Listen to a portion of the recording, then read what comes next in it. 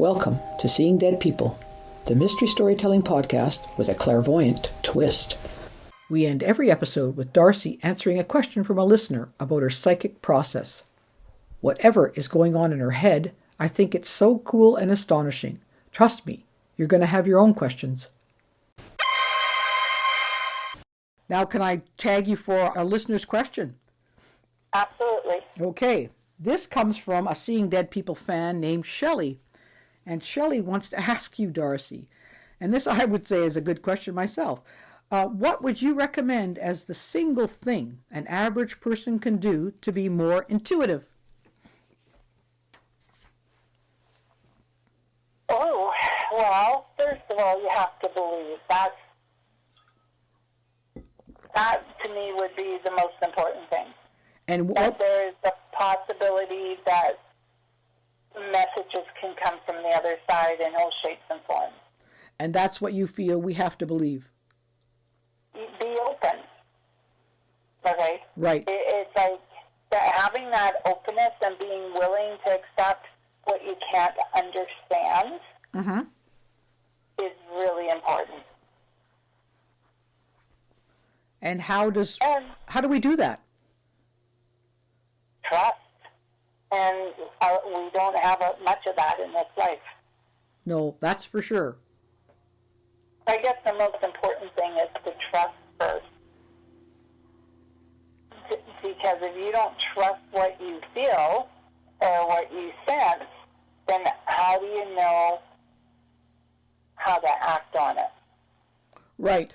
I guess, I don't think there's just one thing. Right. I think there's a accumulation of things, because if I didn't trust my instincts of what I'm hearing, then why am I saying it? Okay.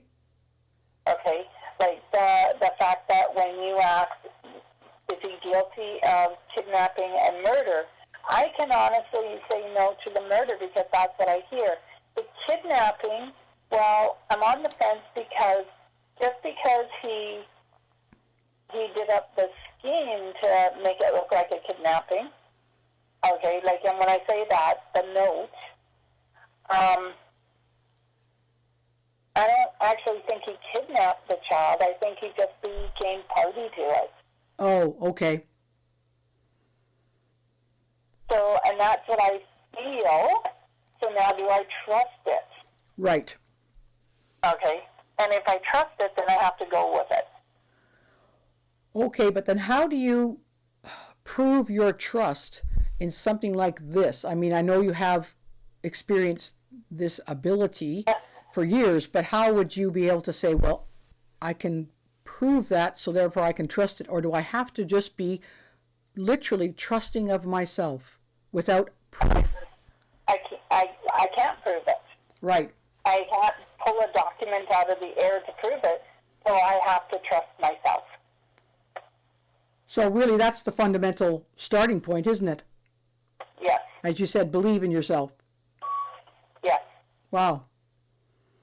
Okay. Well, I would think that's very sensible, but that's a very deep concept to actually truly trust yourself.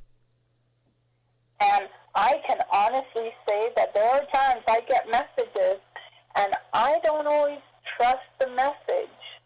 Okay? Okay. And I can sit here and say I know one incident in particular where I went to them, prove it. So you said, how do I prove it? Well, I didn't trust the message, and I did exactly what happened. Even though when I went into it, I thought, yeah, nothing's going to happen. How is that going to happen here? Ah, okay. So okay, and guess what? It did. You went against your basic instinct. That's right. I actually, when I had the message, so what it was is I had a message that was going to break my leg, and I went, prove it. And I broke my leg. You should have tried to prove something that would have been less painful for you. Unfortunately, both the messages that came out at once were going to be painful no matter what. And I wanted them to prove it because at that point, I didn't trust what I was seeing. Ah, okay. Or hearing. Right. So that's why I'm saying trust is important. But would someone who was a critic say to you, well, you broke your own leg, or you know, made that happen. I mean, I think it's a little bit out there myself, but someone might say that to you. People would. Okay. Yeah, they would. But I didn't go out with the intent to break my leg. Right. Okay? Because it could have been broken at any point. I could have walked down the stairs and broke it. Correct. And it happened during a really weird test. And the actual instructor says, I've never seen anyone do that before. Break their leg, or do the move that you made to break your leg? Well, both. Both. Break my leg during the move. Oh, okay. Jeez. Well, at least you got proof, right? Oh, did I ever. Yeah. Okay, well, that's good to know. Thanks, Darcy. That's a good way to end it. I think perhaps I'll try to trust myself more and not, you know, have to demand that kind of proof, though. Okay, so here, I'll give an example. Okay. Have you ever had a gut feeling you shouldn't do something? Yeah. Everything inside of you says, don't do it. And if you really listen to that, you don't do it, right? Yeah. But nothing happens, so how do you know what you were waiting for? Right, you don't know. You don't. But that gut feeling is saying to you, don't do it because there's some sort of danger attached. And that is why you have to trust it. Right, and I can see trusting worries and thoughts and intuitions about myself, but I don't know how I can open myself up so that I can understand what Bruno Hauptmann might have been feeling.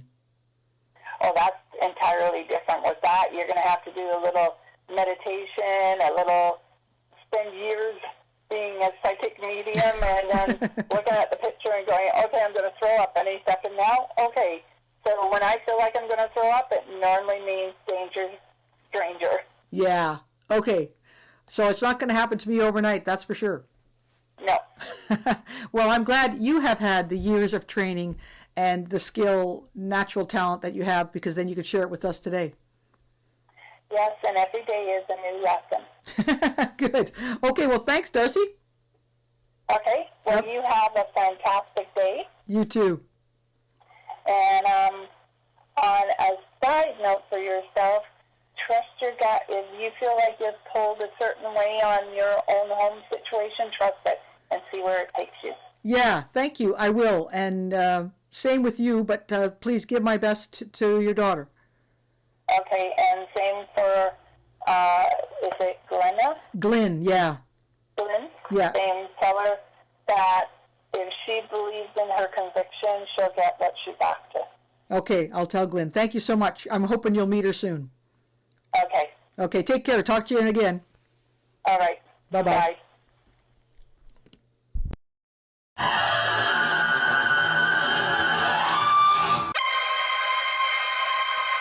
We hope you've enjoyed listening to Seeing Dead People. Whatever's going on in Darcy's head, I think is so cool and astonishing. We'd love to hear from you with questions for Darcy about her psychic process or suggestions for other mystifying situations you would like us to investigate. So please, shoot us an email to info@radiosidney.ca with Seeing Dead People in the subject line. New episodes of Seeing Dead People will emerge on the first Saturday of every month, and will also be available every Saturday night at 8 p.m. and Sunday morning at 10 a.m., both Pacific Standard Time. Seeing Dead People will also be available as a downloadable podcast online at RadioSidney.ca for your convenience. Cool news! Seeing Dead People is now a podcast on YouTube. Just search for Nicola Furlong Mysteries, and you will find 3 podcasts of videos dedicated to Seeing Dead People. One for our actual complete episodes, another for Darcy's fascinating answers to our listeners' questions about her psychic process, and a third with teasers highlighting each episode. Thanks so much for listening to Seeing Dead People. I really dig researching, writing, and communicating with Darcy and her otherworldly contacts. So until the next time, remember, Seeing Dead People is a blast with Goosebumps Guaranteed.